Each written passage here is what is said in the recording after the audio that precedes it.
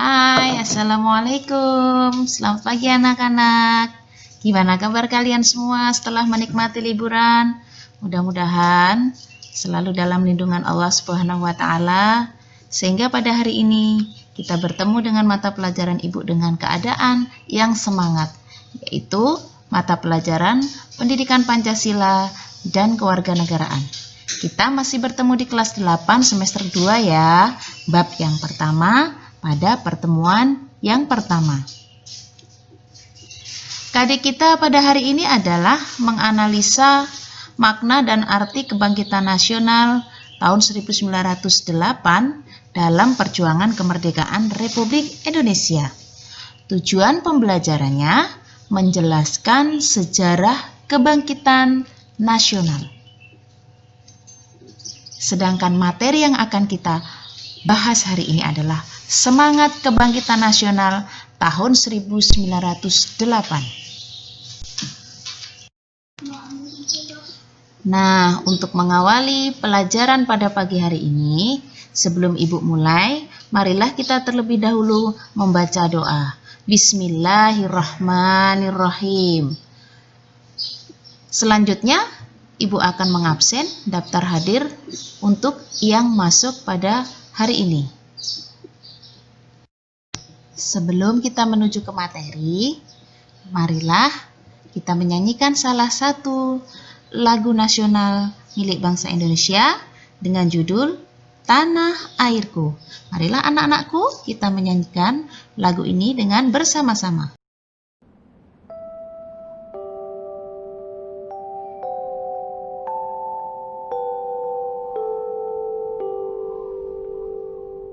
Tanah air, ku tidak kulupakan, kan terkenang selama hidupku.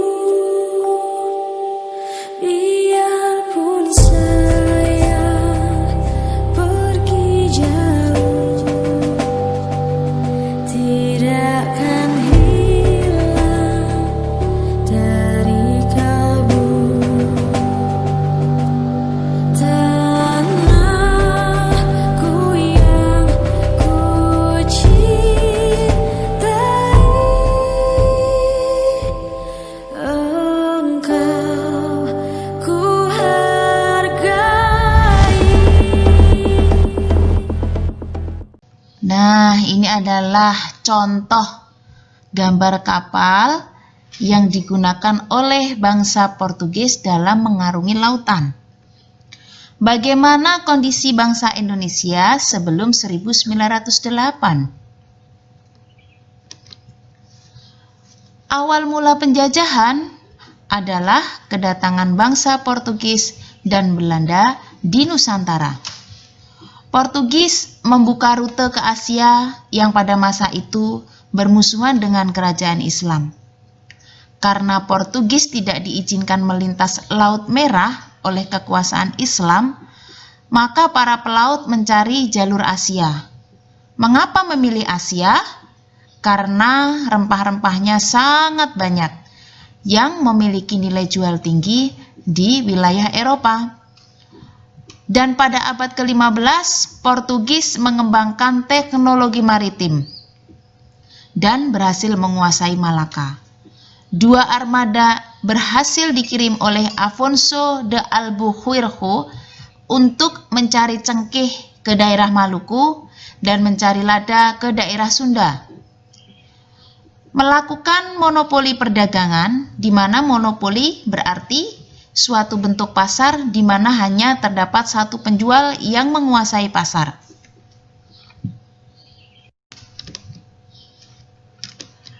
Lalu masuklah Belanda menjajah dengan berdirinya VOC, Verenigde Oost-Indisch Compagnie, yaitu pada tanggal 20 Maret 1602. VOC melakukan strategi politik adu domba. Adu domba berarti hasut-menghasut, yang menimbulkan kebencian antar anggota kerajaan atau melemahkan kesolidan antar kerajaan.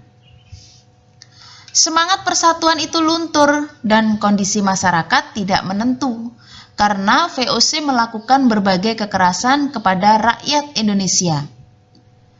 Akhir abad ke-18, VOC dibubarkan atau VOC bubar karena terus merugi dan tidak dapat membayar dividen dari saham-sahamnya. Lalu kekayaan VOC diambil alih oleh negara.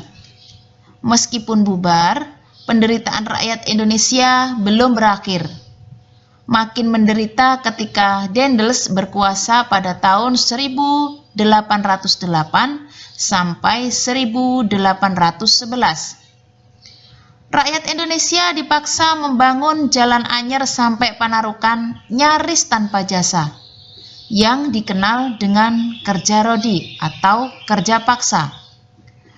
Peraturan tanam paksa ini diterapkan oleh Gubernur Jenderal Van den Bosch pada tahun 1828. Pribumi diminta menanam paksa komoditas dan harus dijual kepada pihak penjajah dengan harga yang sangat murah. Tekanan penjajah menimbulkan pergerakan di berbagai daerah di Indonesia, di antaranya Sultan Babullah yang mampu mengusir Portugis. Sultan Babullah adalah putra Sultan Hairun yang ditangkap oleh Portugis dan dibunuhnya. Pada saat melakukan perundingan berdamai yang dilakukan di benteng Sao Paulo pada tahun 1570. Kemudian pada tahun 1575, Portugis berhasil diusir dari Ternate dan melarikan diri dan menetap di Ambon. Tahun 1605, Portugis diusir oleh VOC dari Ambon dan menyingkir ke timur atau ke Timur Leste dan melakukan kolonisasi. Nah, kita lihat gambar pahlawan siapakah ini? Beliau adalah ayam jantan dari timur yang memiliki julukan ayam jantan dari timur. Beliau adalah merupakan Raja Goa di Sulawesi Selatan, yaitu Sultan Hasanuddin. Yang suatu ketika kerajaan Goa yang dipegang oleh Sultan Hasanuddin dan kerajaan Bone yang dipegang oleh Arong Palaka memiliki selisih paham. Nah, pada situasi yang seperti itu dimanfaatkan oleh VOC mengadu domba dan memberikan dukungan sehingga Bone menang saat perang dengan Goa pada tahun 1666. Sultan Hasanuddin dipaksa menandatangani perjanjian Bongaya pada tanggal 18 November 1667. Apakah isi perjanjian Bongaya? Isinya diantaranya adalah 1. Belanda memperoleh monopoli dagang rempah-rempah di Makassar. 2. Belanda mendirikan benteng pertahanan di Makassar. 3. Makassar harus melepaskan daerah kekuasaannya berupa daerah di luar Makassar. Yang keempat, Arupalaka diakui sebagai Raja Bone.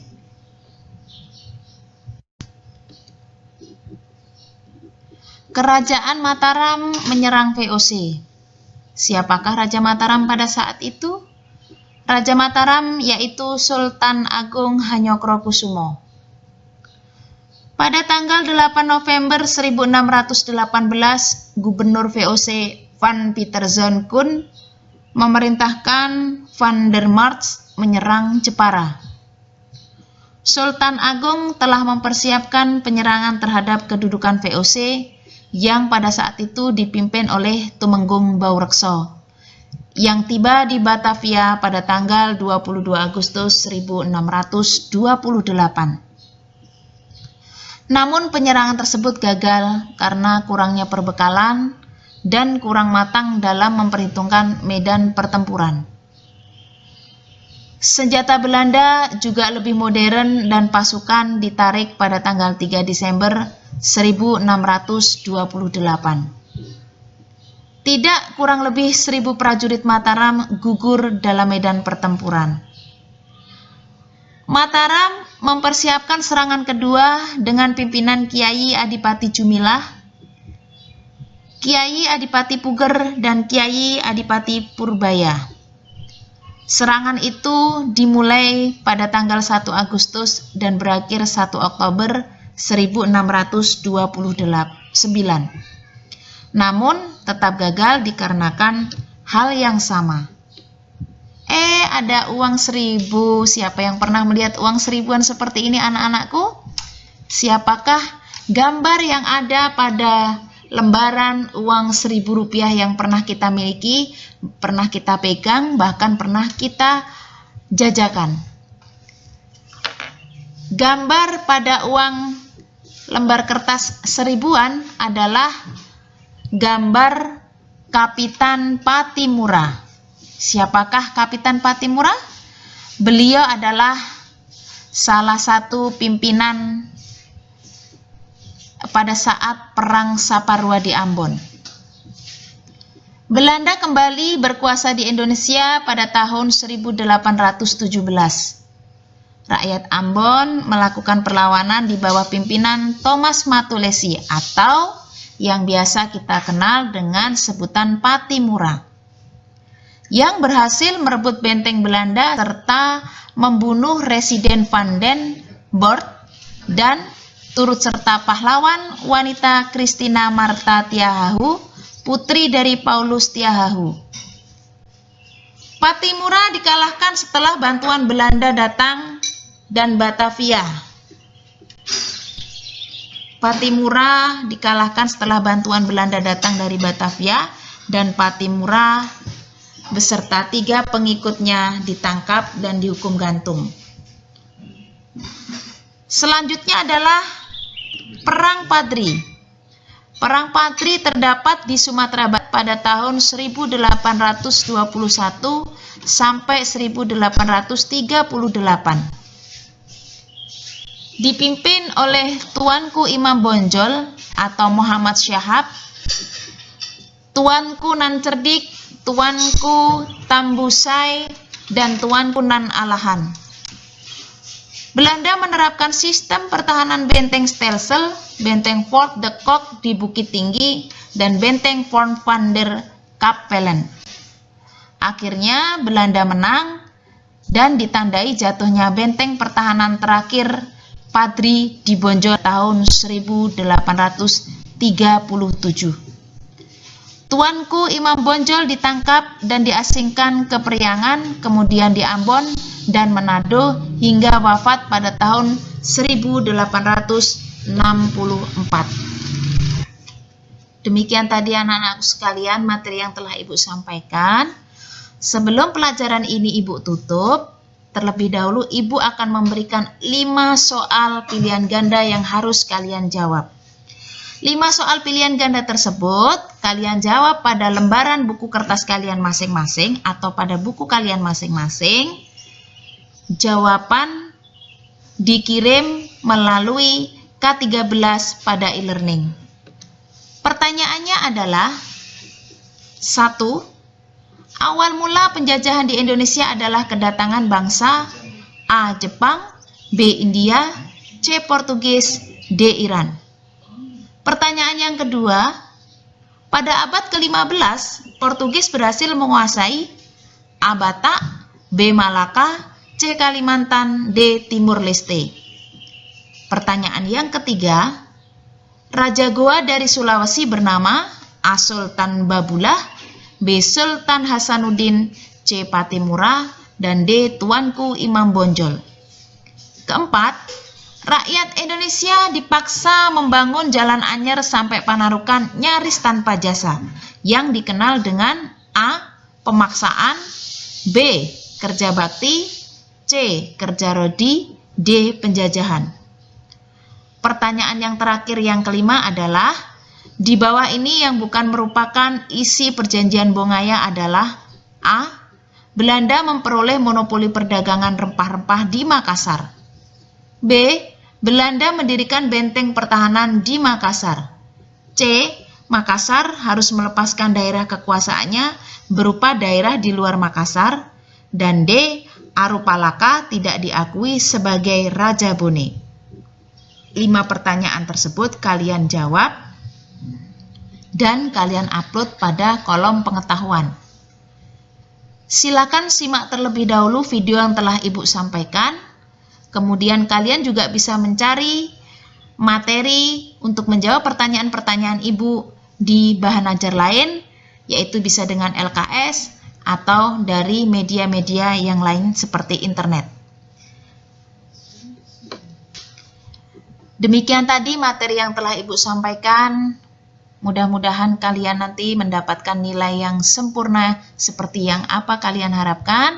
Kita bertemu kembali di minggu depan dengan materi berikutnya. Sebelum Ibu tutup, marilah kita terlebih dahulu kita berdoa dengan mengucap Alhamdulillah. Alhamdulillahirabbil alamin. Akhir kata, wassalamualaikum warahmatullahi wabarakatuh.